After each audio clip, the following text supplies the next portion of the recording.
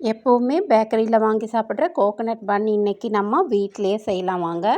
2 teaspoon yeast, 1 teaspoon sugar, 50 ml வெதுவெதுப்பான பால் சேர்த்து ஒரு 10 to 15 மினிட்ஸ் ஃபெர்மெண்டேஷன் ஆக விட்டுருக்கோம். இப்போ 2 கப்பு மைதாக்கு 2 பிஞ்சு சால்ட்டு நம்ம ஃபெர்மெண்டேஷன் ஆக விட்டது. அதுக்கப்புறமா 3 டீஸ்பூன் சர்க்கரை, 4 டீஸ்பூன் பட்டரு நான் டபுள் பாயிலிங் மெத்தடில் மெல்ட் பண்ணி சேர்த்துருக்கேன். ஒரு 5 மினிட்ஸ் போல் நல்லா ஜென்டிலாக பிசைஞ்சுக்கோங்க, மாவு பிரித்து விட்டு. அதுக்கப்புறம் அதில் 1 ஸ்பூன் ஆயில் போட்டுட்டு அது ஒரு தட்டில் ஒரு பவுலில் வச்சு நல்லா மூடி வச்சுடுங்க டவல் போட்டு. இப்போ 1.5 மணி நேரம் கழித்து அது டபுள் ஆகியிருக்கும். அதுக்கப்புறம் எடுத்து ஜென்டிலாக பிசைஞ்சு ஒரு 3 பிரிவாக பிரித்து வச்சுருக்கேன் நான். ஒன்று 2 குட்டி பன் பண்ண போகிறேன், மற்ற 2 நம்ம பெரிய பன் பண்ண போகிறோம். இப்போ அதில் உள்ளே வைக்கிறதுக்கு பூர்ணம் எப்படி ரெடி பண்ணோம் அப்படின்னா, ஒரு 3 டீஸ்பூன் போல் 3 டேபிள் ஸ்பூன் போல் சர்க்கரை 3 ஏலக்காய் போட்டு பொடிச்சு வச்சிடணும்.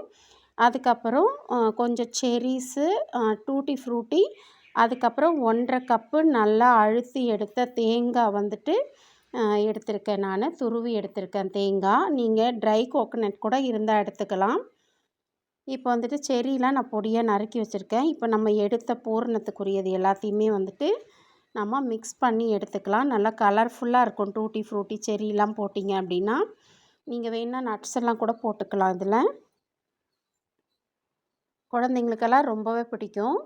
நம்ம வீட்லேயே ஹைஜீனிக்காக செஞ்சு கொடுக்கலாம்.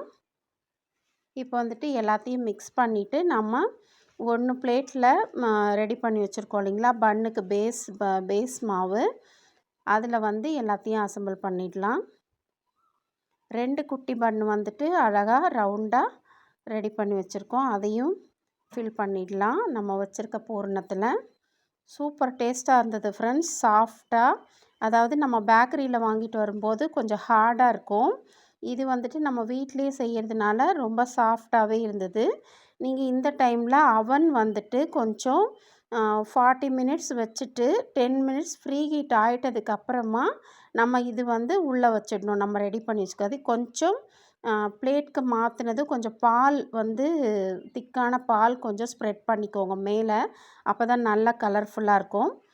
இப்போது 10 மினிட்ஸ் ப்ரீ ஹீட் பண்ணி 30 மினிட்ஸ் வச்சு எடுத்துட்டோம்.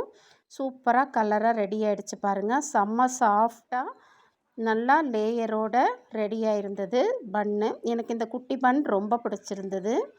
நீங்களும் வீட்டில் செஞ்சு பார்த்துட்டு எனக்கு கமெண்டில் சொல்லுங்கள். தேங்க்யூ ஃபார் வாட்சிங்.